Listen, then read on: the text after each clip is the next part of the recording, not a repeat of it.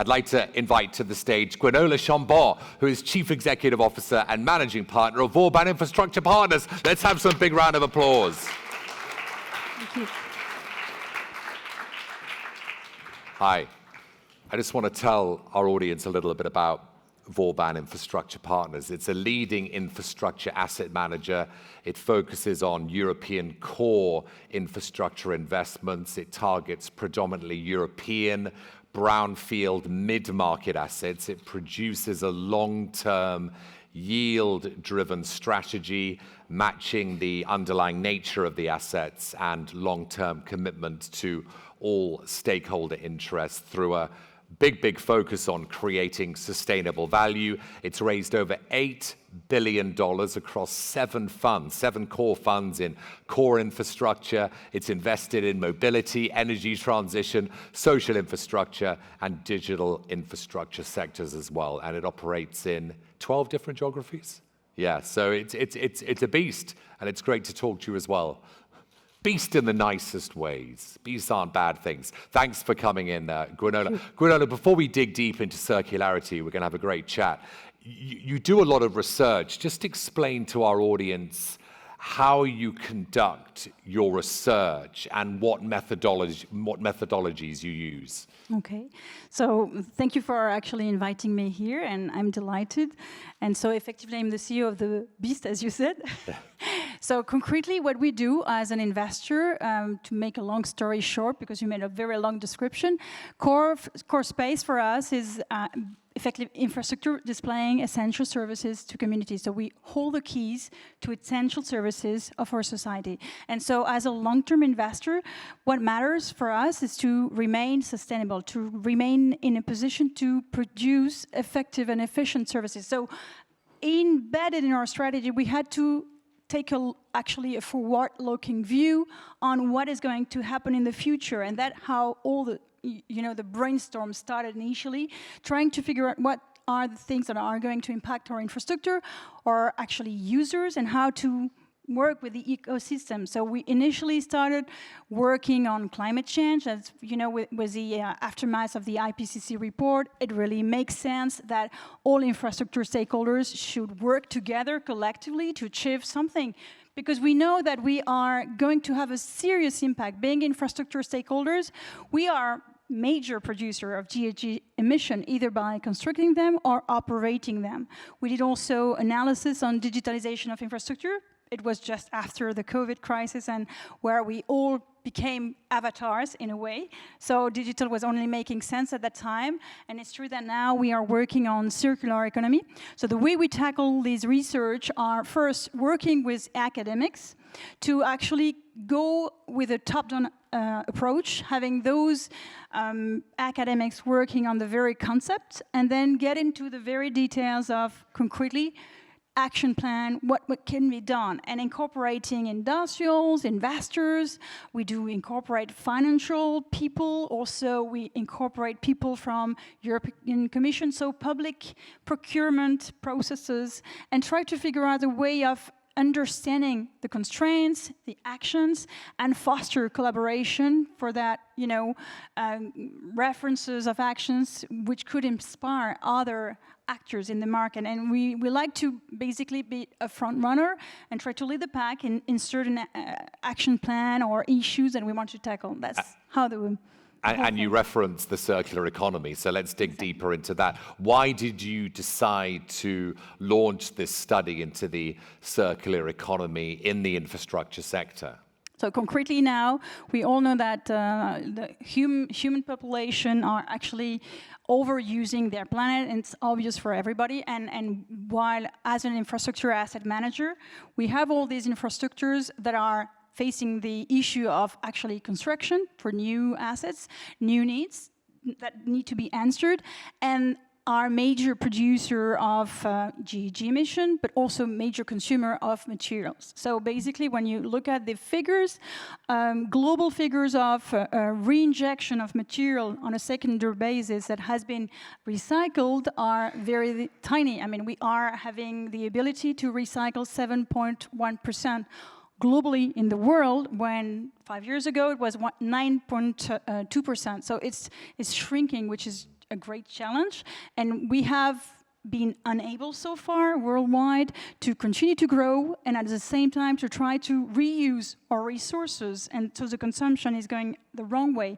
So the only way we can tackle that as an asset manager of infra, we feel a responsibility, and we need to foster the dialogue between actors in order to have a proper recycling of our materials. And interestingly enough, when you look at concretely different sectors and different kind of industrials, they are all tackling the issue in a different way, but each of them are trying to do their best to improve. And that's what we really wanted to tackle and try to understand, where do we come from? What is the concept of circular economy, and how can that be applied to our sector of infrastructure, which again, unfortunately, is the largest consumer of materials through the building of new buildings, through also the construction of transport, and this worldwide has a major impact. We are consuming 1/3 of materials worldwide. And you talk about circular infrastructure. Exactly. What is that? So circular infrastructure is basically the concept which has been applied to infrastructure. And the idea is to tackle the issue of circular economy on our infrastructure. So basically trying to figure out a way on optimization of consumption of material at the inception of the asset, when we are building a new building, when we are building a road or a highway, how material, can be reused, and how can we optimize that?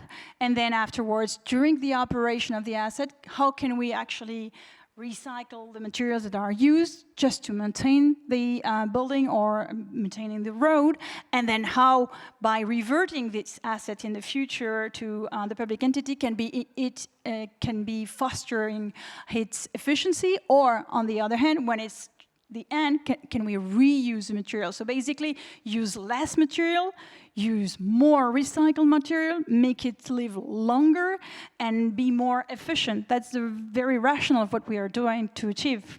Yeah, I like the practical side. Let's get more practical, Gwenola, because there are challenges, there are opportunities if you are an infrastructure stakeholder facing these issues in this push to become more circular amidst the transition. What are those challenges? What are those opportunities as well that stakeholders face in this quest that you're telling us all about? I think what we face currently as an asset manager of infrastructure is the evolution of the infrastructure. We used to be in a world of infrastructure where it was definitely a building block of the society, but it was not that much evolving. Nowadays, infrastructure is evolving super fast. We've come through the COVID crisis, and this has only played as a catalyst for evolution. So we have a digitalization that is just shifting completely the way we use infrastructure. We have the climate change agenda, which is basically becoming a major challenge for our infrastructure. Or are they going to withstand extreme weather events? Do we need to adapt them? Do we need just to invent new kind of infrastructures? So it's a kind of major challenge we are all facing, and we have users evolving. We see that there is increased urbanization of our societies, extra needs of connectivity between infrastructures. We need to bring IoT to our infrastructures because we have to cope with the evolution of the needs and the acceleration of all the trends we are facing. And this is a major challenge for us. So these are things which we need to cope, and I think that all the industry is trying to tackle that challenge by adapting, trying to transform infrastructure which were probably static or perceived as static assets into something which is there to procure a service. So transforming infrastructure in a procurement of service, which need to be efficient, useful, and respectful of the environment. We had a wonderful panel earlier about the physical effects of climate change and how we should be planning. Given you're in infrastructure, you can talk firsthand about this. How are you planning for the physical effects, which are going to happen regardless of what we do, as our panelists were very rightly saying? No, you're right. So basically, you have to understand that most of our infrastructure were designed and built, for those that are already existing, in an environment where it was a cheap energy cost, and with no particular taking into consideration the potential evolution of climate. So these infrastructures, depending on where they stand, are not necessarily well adapted to the evolution of extreme weather events. So they require adaptation.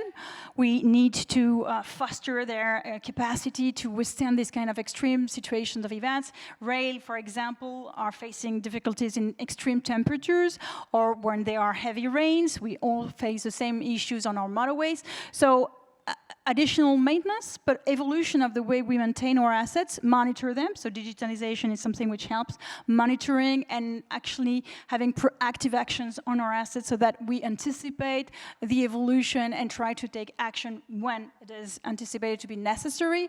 We need also to transform the assets to cope with the new ways of managing them, users in a different way. And this is something which we have to incorporate in the monitoring of our assets, but also by designing infrastructure differently. And now it's increasingly we need to design infrastructure having in mind and trying to have a forward-looking on what's going to happen, what kind of usage are going to evolve. And one thing which we found very challenging when discussing with industrials is that while trying to have a forward-looking perception on the evolution and the conception of their assets, they sometimes struggle to find the subcontractors that are going to be able to deliver the expected services they are requiring, because they are quite inventing things as they move forward. We had, for example, very interesting discussion with the folks from Sacyr, which are a major builder everywhere in the world on motorways, and they were actually working on lots of innovation requiring the incorporation of tires in the asphalt of the motorway, which is helping have better elasticity, longer life, much more efficient, and recycling tires. So it was incorporated. So that's a good example of a successful infrastructure practice that reflects Fostering the circular economy. Do you have any other examples? Yes, of course. We are, for example, trying to adapt our assets in a best appropriate way to meet with climate change and project a trajectory within the Paris Agreement. So, for example, on assets where we are operating, there are district assets. So district heating assets are in many occasions procuring or getting their energy from gas. And so, we had this panel before about regulation and the fact that we are channeling money into investments. So the challenge is, okay, do I get rid of these assets and consider that they are stranded assets, or do we adapt them so that they will continue to procure the service in a perfect way, but trying to change the energy mix? And that's what we are trying to tackle by having a proper program of CapEx in order to turn this energy supply into something much more environmental friendly and bringing biogas into our networks. So this is the kind of concrete things which we do, but we need to actually work hand in hand with industrials, with regulators. So it's really a matter of collaboration, innovation, and forward-looking actions. Let's finish off with the role that investment funds can play in promoting, accelerating this transition, Gwenola, to this circular economy, which you've so well articulated within the infrastructure sector. I think as fund manager, we have a responsibility. Again, as we hold the keys of these to these essential services, we are super responsible to actually act as a catalyst, because we are actors channeling long-term investment into real economy, but we can make them work together collectively, industrials, public entities, people as users, and this is the only way. It's really, I think, into the social license to operate. We need to have a fostering dialogue between everybody collectively, because the only way we are going to achieve this challenge is by concretely acting together. She likes using the word concretely. I like that. Concretely, just dropping it in. Thank you so much. Big round of applause for Gwenola. Thank you so much. See you again soon.